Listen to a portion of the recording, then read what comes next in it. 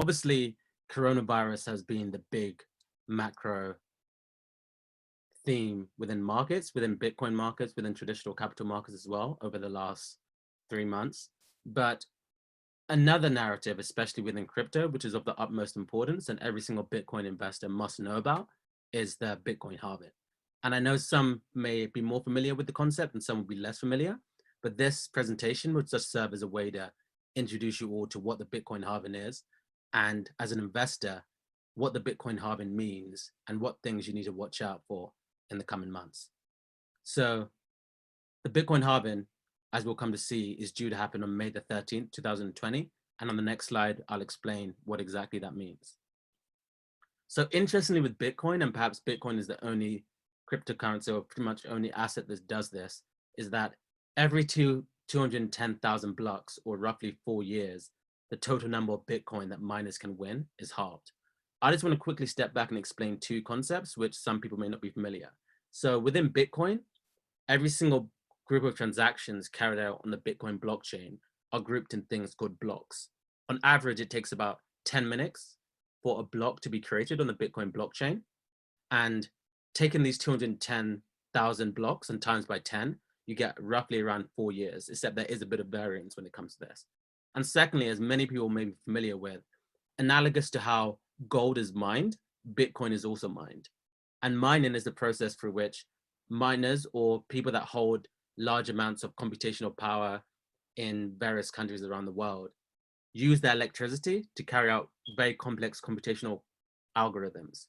And those algorithms help solve and help create new blocks in the blockchain, for which miners are rewarded in transaction fees, and also newly created Bitcoin, which is inflated into the monetary supply. So given the fact that Bitcoin is inflated into the monetary supply, but then at the same time decreases every 4 years. So at the start of Bitcoin's existence, 50 Bitcoin was created every single block. 4 years later, 25 Bitcoin was created every single block. Currently, and up until 2020, 12.5 Bitcoin will be created every single block. And in this upcoming halving, 6.25 Bitcoin will be created every single block. And extrapolating outwards, this means that Bitcoin's total supply will be 21 million, because continually on for 4 more years, going on to the future, the block reward will continually get smaller until no more Bitcoin is created. And miners are only rewarded for validating transactions through the use of transaction fees and not block rewards. So just to take a step back and explain exactly what the block reward is and just really hammer this point home, I define the block reward here is the amount of BTC a miner receives for each block they mine and add to the blockchain. And it's quite obvious that so miners, as I mentioned before, use vast amounts of computational power, and they need to be rewarded for the thing they do. And this is done in the form of Bitcoin. And as Bitcoin's price increases, the rewards to mining have increased in spite of the fact that the block reward is halved every 4 years. And this is just a further diagram which highlights exactly when the Bitcoin halvings have happened in the past. As we see in 2012, on November 28, 2012, the Bitcoin block reward halved from 50 to 25. And then in 2016, July 9th, it halved from 25 to 12.5. And we estimate on May the 13th, it would then drop again to 6.25 BTC, as I mentioned before. So one question that some may have at this stage is, so we know that Bitcoin has a total supply of 21 million. And we also know that the amount of Bitcoin that are created, inflated into the system and rewarded to miners for the work they do validating transactions, halves every 4 years or every 210,000 blocks. But the question is why this is.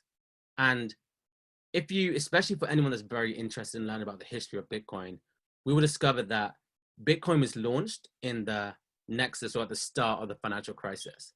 And it was very much created as a response to the fact that banks, the Bank of England, the Fed were starting to inflate their currencies. And there were very few assets which were provably scarce. So we have had gold for thousands of years. I mean, the cool thing with gold is that the reason why gold is valued is because we know that only a certain amount of gold will ever be created. And the intention was to do the same thing with Bitcoin. to start off creating Bitcoin eventually and rewarding miners, but eventually make it scarce to ensure that investors in Bitcoin do not see their value debased in the same way that holders of the US dollar have seen, especially over the last week, given the Fed stimulus bill, for example. And so this is just a bit of context. So Bitcoin's first block was mined on the 3rd of January 2009, which was the same day, which is around the same day that the Bank of England was carrying out their second bailout of some of the British banks. And so, interesting enough, the creator of Bitcoin included a little message into the first block, which was a quote from the Times, as you can see in the right-hand side of the page, which really goes to show that Bitcoin is very much created, and the block reward is very much a reaction to some of the issues with the 2009 financial crash and general monetary policy of fiat currencies around the world. So now we've explained a bit more about what exactly the Bitcoin halving is. And obviously, this is quite a complex conversation, and we welcome you to send questions over to the research team, and we can organize calls to explain this further. But a further question investors may have is, so we know Bitcoin halvings have happened, and we know the Bitcoin block reward will halve. What exactly will this have on the price of, what effect will this have on the price of Bitcoin? And how can I take advantage of that knowledge to make better investment decisions? So this graph shows Bitcoin's price on a logarithmic scale, because obviously Bitcoin's price has increased from $0.1 to a maximum of $20,000 in the space of 7 years. So it's hard to show this information any otherwise. And it highlights the halving in 2012 and the halving in 2016. The common thought, especially among a lot of investors in the space, is that given that in 2012 and 2016, after the halvings, we've seen vast appreciations in the Bitcoin price 12 to 18 months after the halving. For example, in 2012, November, the Bitcoin price then reached a high of almost $1,000 in November 2013. And then following the halving in 2016, in July, Bitcoin's price reached in December 2017, a price of nearly 20,000. So a common view is that the Bitcoin halving often acts as a way to decrease the selling pressure on Bitcoin, and that in the long term, this has been a signal of an upcoming bull case. And this is what we highlight in the left column, that the bull case for the effect of the Bitcoin halving will be that selling pressure for Bitcoin decreases, which could lead to another bull run. But I think the situation is a bit more complicated than that. And for any investor that may have seen such an argument before, I think it's very careful to not necessarily just believe that, but rather think about potential other bear and neutral cases as well. So the neutral case is that, as I mentioned before, we were able to predict that the Bitcoin halving was going to happen years in advance. And anyone that is a proponent of the efficient market hypothesis would think that markets, the Bitcoin markets especially, would be able to price in the Bitcoin halving ahead of time, which would mean that the day the Bitcoin halving actually happens, very little will actually change. And this is quite a convincing argument for myself. And I think this is likely to be the case as well, somewhere along this. And in that case, the major determinant of Bitcoin's price going forward over the next year and of the industry dynamics in general would be COVID-19, as that has been the biggest driver of the markets for the last 3 months. And we assume that this will continue for at least the next 3 months. And the bear case in this case is, just to finish this presentation, is to imagine that, so as I said before, the block reward is what gives miners revenue. So the halving of the block reward, assuming that the price of Bitcoin doesn't then double, means that at the end of the day, miners' bottom line would decrease. And this is fine for some of the larger miners who have very efficient productions. But this could also mean that the smaller miners who have smaller bottom lines and smaller margins will probably not be able to survive the upcoming halving.